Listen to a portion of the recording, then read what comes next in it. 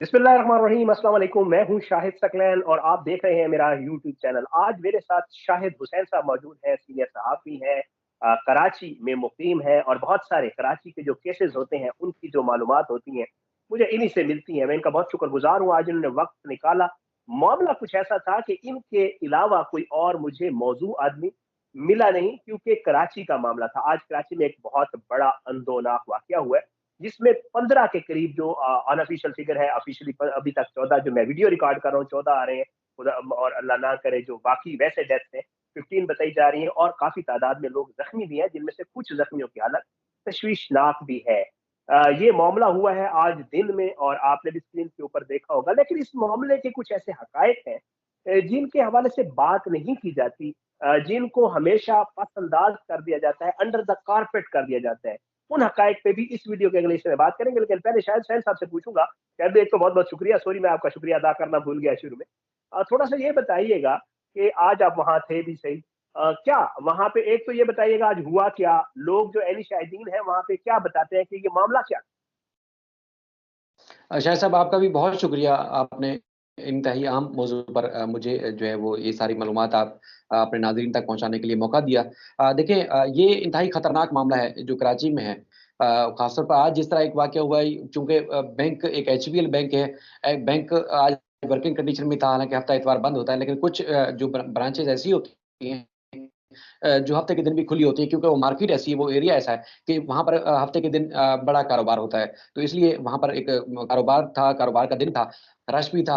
और उसके बाद फिर अचानक जिस तरह एक वर्किंग कंडीशन में माहौल चल रहा था बैंक में और आस-पास के इलाकों में, तो ज़ोरदार धमाका हुआ। इब्तिदाई तौर पर तो ये सुनने में आता है कि जैसे गैस के लीकेज की वजह से धमाका हुआ, उसके बाद फिर इतना ज़ोरदार धमाका कि परखच्चे उड़ा दिए, पूरी इमारत ज़मीन-बोझ हो गई। बैंक की आपने फुटेज भी देखी होगी, पूरी बैंक पूरा तबाह हो गया।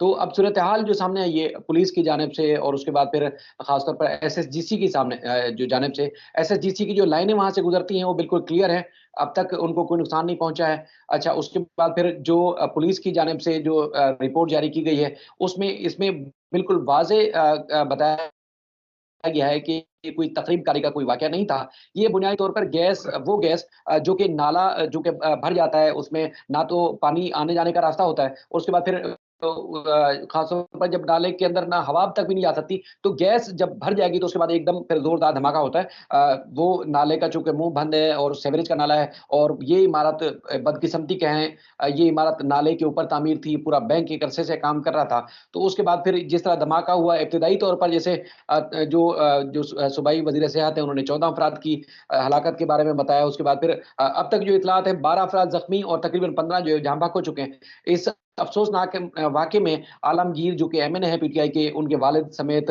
बैंक के कैशियर और दीगर जो बैंक के अमले के साथ-साथ आम लोग भी जहाँ बहक हुए हैं। तो सूरत-ए-हाल ये है कि हमारी जो फ़ोर्सेज़ हैं, चाहे वो पुलिस या दीगर इदारे, उसके साथ-साथ सूबाई हुकूमत के पास भी कोई रेस्क्यू का ऐसा इदारा नहीं है कि अगर इस तरह का कोई वाक़या होता भी है, तो बर वक़्त कार्रवाई करें, कुछ लोगों को बचाया जा सकता है, उनकी जान बचाई जा सकती है, लोगों का माल महफूज़ किया जा सकता है, कोई ऐसा इदारा नहीं है। आपको जो है कोई भी तो सान्या हो, शाहिद कोई हादसा शाहिद हो। सॉरी मैं आपकी बात काट रहा हूँ, वहां आप गए, एनी शाहिदीन क्या कहते हैं, क्या हुआ क्या उस वक्त जब ये धमाका। यकायक धमाका हुआ, ज़ोर से धमाका हुआ, लोगों को तो समझ में नहीं आया कि हुआ क्या है। मतलब धमाका बाहर से हुआ या कोई, जैसे अक्सर होता है धमाकों में आप देखते हैं, कोई गाड़ी आके टकराती है या कोई बम ब्लास्ट होता है, उस तरह का नहीं था। ज़मीन इमारत एकदम नीचे से ही सिरक गई, नीचे से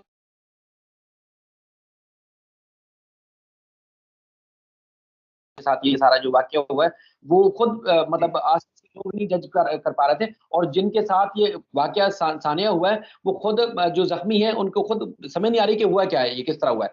क्योंकि जैसे मैंने पहले आपको बताया कि बुनियादी तौर पर नाले के ऊपर तामीरात कर दी गई, और उसके बाद तामीरात के साथ-साथ उसके ना पानी आने-जाने का रास्ता है, और उसके बाद हवा भी वहाँ से गुज़र सकती। इसलिए जब गैस भर गई तो फिर पूरी मैं इमारत, जो कि एक पुरानी इमारत भी, धमाका हुआ है। शायद भाई इसकी बुनियाद पे जाते हैं। मैंने जैसे कहा था वीडियो के शुरू में, मुझे ये बताएं, क्रेडिट आज भी मैं देख रहा था विफाकी हुकूमत भी ले रही है नालों की सफाई का, और सिंध के तो सईद गनी ने आज कहीं मुझे लगता है इफ्तिताह की भी तख्तियां की हुई थी कि जी ये नाला हमने बनाया और इसकी सफाई हमने की। ये क्रेडिट तो हर कोई लेता है, और एक अरसे से पीपल्स पार्टी की हुकूमत भी वहां पे कायम है। ये कौन है जिम्मेदार, इनके कौन है, ये जो मामलात होती है इनका जिम्मेदार। अब एक तो ये वाकया हुआ, खुदा न खास्ता, अल्लाह पाकिस्तान को अपनी अमान में रखे, अल्लाह हर किसी को अपनी अमान। ये वाकया हुआ है, रूट काज कौन लोग हैं, मतलब वो कौन है जो इस तरह के एनओसीज देते हैं, मतलब ये क्या मामला है कराची में? शाह साहब, आज हमने एक केस रिपोर्ट किया है हाई कोर्ट से। एक आदमी जो 1989 यानी कि 89 में इंतकाल कर गया था वो, और उसके बाद एसबीसी जो सिंध बिल्डिंग कंट्रोल अथॉरिटी है, अब वहां से 2019 में आके वो नक्शा पास करवा रहा है अपनी इमारत का।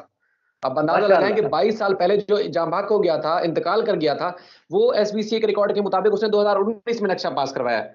तो अब या तो यहाँ माशरा अंधा है या फिर अफसरान अंधे हैं, या जो माल पानी पैसा मिलता है, रकम मिलती है, उसके आगे अंधे हो जाते हैं कि कभी भी किसी के नाम पे कुछ भी हो जाता है, कोई पूछने वाला नहीं है। सईद गनी साहब की आपने बात की, आपको सईद गनी साहब से पहले कुछ एहसन इकबाल साहब का वाकया भी मैं याद दिलाऊंगा कि एहसन इकबाल साहब जब देखा कि वजीर आजम अगले दिन आ रहे हैं इफ्तिताह करने ग्रीन लाइन मंसूबे का, तो वो भी पहुंच गए थे इफ्तिताह करने के लिए ग्रीन लाइन मंसूबे का, कि चूंकि ये मंसूबा हमने शुरू किया था इसलिए हमारा हक बनता है कि हम इसको इफ्तिताह करें। सईद गनी साहब ने भी वही आज करने की कोशिश की कि सईद गनी साहब को मैंने खुद याद दिलाया कि 2018 में इन्होंने इस तरह का किया था कि इफ्तिताह के एक मंसूबा था कि रोड के नाले के महमूदाबाद नाला जो है, जो उनका अपना एक इंतखाब का हल्का भी है, वोट भी वहीं से लेते हैं। तो उसके बाद फिर वो रोड का नाले साफ करने का उन्होंने इफ्तिताह किया था, यानी कि संग बुनियाद रखा था। आज चूंकि नाला कंप्लीट हो चुका है, सुप्रीम कोर्ट के हुक्म के ऊपर एफबीए ने एफडब्ल्यू ने जो है वो काम किया, वफाकी हुकूमत ने पैसा दिया, तो उसके बाद ये वो याद दिला रहे थे कि काम तो हमने शुरू करना था, लेकिन ये तकमील जो एफडब्ल्यू ने पहुंचाई। तो मैं उनको भी याद दिलाऊंगा, अपने देखने वालों को भी, कि सुप्रीम कोर्ट ऑफ पाकिस्तान ने जो ये कार्रवाई कराने का जो हुक्म दिया है, वो हम सब रिपोर्टर जैसे आप अदालतों में इस्लामाबाद में मौजूद होते हैं, हमारे सामने की बात है। इससे पहले कई दफा अदालती अहकामात हाई कोर्ट के, सुप्रीम कोर्ट के मौजूद हैं, ना बड़े नाले कराची के साफ होते थे ना छोटे नाले। अदालत हुक्म देती थी, हल्की पुल्की तोड़ फोड़ हुई, कुछ कचरे के डंपर निकाले या कहीं फंड्स जमा किए, और उसके बाद फिर वो काम वहीं रुक जाता था, पैसा जेबों में, और अवाम हर साल बारिशों में डूब जाती थी। शायद भी मैं यहाँ आपको थोड़ा सा सॉरी रोकूंगा। मैं एक चीज, आपने मुझे इस वीडियो की रिकॉर्डिंग से पहले आपने बहुत जबरदस्त एक चीज बताई थी जो मेरे लिए भी हैरान कुन थी।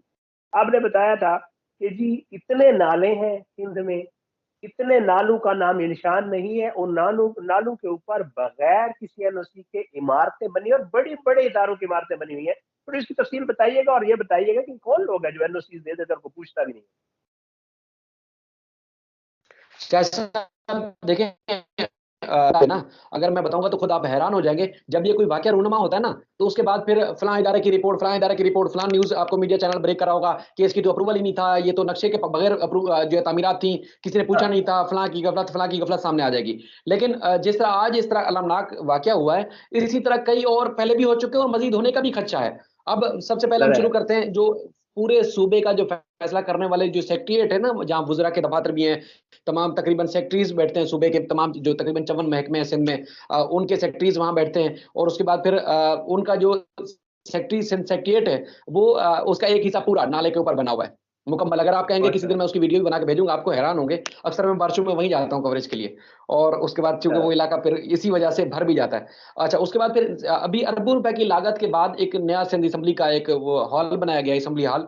तो वो असेंबली हॉल का जो वो हिस्सा है पार्किंग का, मुकम्मल तौर पर इसके नाले के ऊपर बना हुआ है। वहीं से थोड़ा सा आगे जाके आर्ट्स काउंसिल आ जाता है, डबल रोड पूरा नाले के ऊपर बना हुआ है। अच्छा, ये जो लोकेशन मैं आपको बता रहा हूँ, यहाँ पर कहीं भी हवा निकलने की भी जगह नहीं है, मुकम्मल पैक है, यानी कि असेंबली के किनारे से डबल रोड के बाद पैक है। और उसके बाद यहाँ से आप चलते जाएंगे मतलब सिंध असेंबली के बाद आर्ट्स काउंसिल, आर्ट्स काउंसिल के बाद supreme court of Pakistan Karachi registry का मुकम्मल पार्किंग एरिया। उसके बाद कुछ अर्सा पहले एक जो हमारा शाहीन कॉम्प्लेक्स है, शाहीन कॉम्प्लेक्स सुप्रीम जी। कोर्ट के बिल्कुल सामने, एक खूबसूरत, कभी आपको वीडियो में देखता हूँ इमारत नजर आती है, उसका एक पार्किंग एरिया था। उसकी छत धस चुकी है, यानी कि ऊपर वो पैक थी, लेकिन वो बर्दाश्त नहीं कर सकी, एक अरसा दराज से थी, वो धस चुकी है। वो जगह इसलिए थोड़ी सी खुली हुई है, वहां सूरज की रोशनी नाले के अंदर जा सकती है, पानी बाहर नहीं आ सकता। उसके बाद आगे आप चलेंगे तो आगे डीजी रेंजर्स बैठते हैं, डीजी रेंजर्स सिंध का ऑफिस है, पूरे रेंजर्स जो है वो पूरा निजाम यहीं से मॉनिटर होता है। तो इसको पूरा वहां से जाने के बाद फिर रेंजर्स का जो हेडक्वार्टर है वो उसका पूरा हिस्सा इसी तरह नाले के ऊपर बना हुआ है। फिर मजीद आगे जाएंगे तो आगे भी मतलब पेट्रोल पंप बने हुए हैं, और ये सारी चीजें नालों के ऊपर बनी हुई है। शायद साहब आप हैरान होंगे, मतलब मेरे अगर जो देखने वाले, मैं कहता हूं कि देखिए 99% जो 538 37 के करीब मैंने आपको नाले बताया ना, 99% वो चौक भी है, बंद हुए हैं, उनके ऊपर पुख्ता तामीरात करने के बाद बड़ी बड़ी इमारतें बना दी गई हैं। लेकिन जब वाकया रूनुमा होता है तो तमाम इदारे जाग जागते हैं, या जब अदालत नोटिस लेती है तो तमाम इदारे जागते हैं। उसके बाद फिर एक आपको पता है ह्यूमन एंगल देने की कोशिश की जाती है कि देखिए इंसानी अलमिया जन्म ले लेगा, अगर हम कार्रवाई करेंगे तो ये हो जाएगा, वो हो जाएगा।